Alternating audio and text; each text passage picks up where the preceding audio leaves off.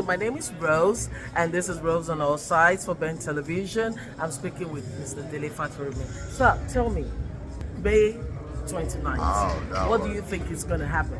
Well, I wish I had a crystal ball and I could say for a fact that this is what is going to happen on the 29th, but I do hope that we'll somehow find a way to make sure that we maintain democracy in Nigeria.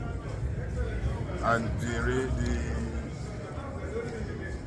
swearing of the character that is today the president-elect of Nigeria, in my own opinion, would be the end of that democracy.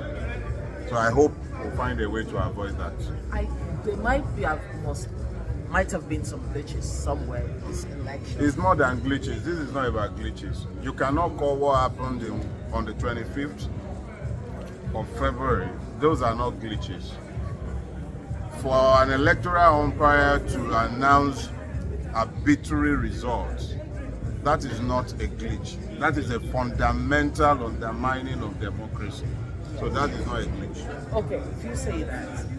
No, it's not that I say that. It is what every independent I observer. just have a bit of worry for Nigeria now, because once we, spinning ourselves into a state of anarchy. No. I disagree. We are not spinning ourselves into a state of anarchy by insisting that the right thing be done. What we will be doing is to prevent anarchy.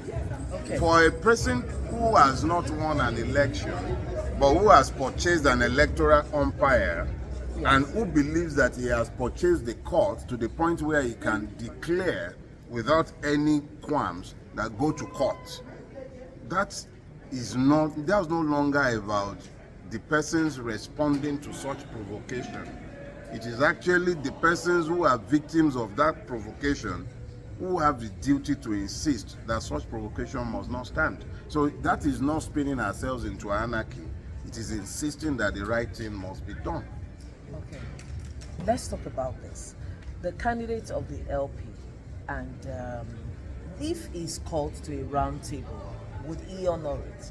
That will be entirely up to Mr. Peter Obi to determine. I honestly do not believe that what Mr. Peter Obi might elect to do would in any way, shape or form derogate from what the Nigerian people who have voted are insisting on. But in your opinion, who do you think won the election? It's not about my opinion. Election should never be about opinion. It should be about the result. That we are now having to speak to our opinions is indicative of the extent of rot that happened on the 25th, and it also underlines the lie that INEC has told, that we are now talking to our opinions. Our opinions should not count. The result is what should count. But that result cannot be talked about because INEC has assured that we cannot talk about a result. Today, billions of naira later, you cannot actually go to the INEC website to view a result. And INEC announced a winner. So on exactly what basis was that done? So we cannot really be speaking to an election or to a result or to the recognition of a president-elect who has been announced purely based on the whims and caprices of Professor Mahmoud Yakubu. So it is the fundamental basis of democracy itself. We've been pretending for a while that we have a democracy.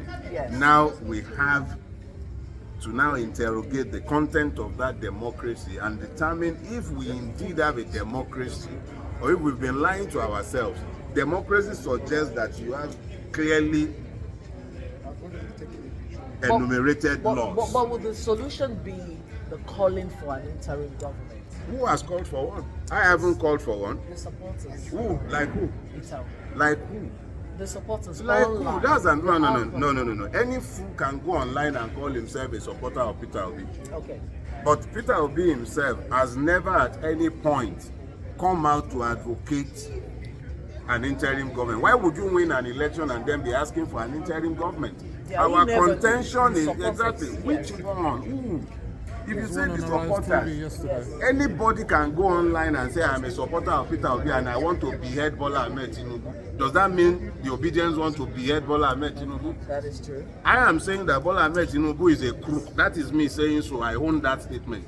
But when you now say that somebody is saying that we want an interim government, Yes. that is a different ballgame entirely, and it is not in any way, shape, or form in consonance with anything that has been said by anybody speaking on behalf of either the campaign or the candidate. Okay, a man like Bola Ahmed Tinubu that has been governor of Lagos State for 8 years, he's been in the political scene for so long.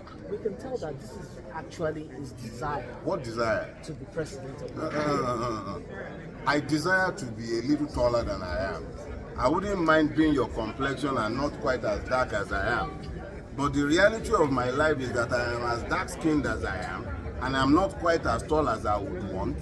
So Mr. Bola Ahmed Tinubu can have any desires he cares to have. That is up to him. It's entirely his business.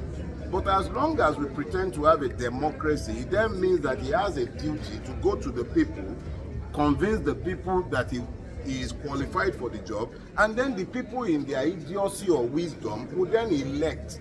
That is democracy. But when a person purchases the electoral umpire and relies on the fact that he has bought the court system to blithely say go to court after the electoral umpire had without basis announced him as the winner of the election, that is not a democracy.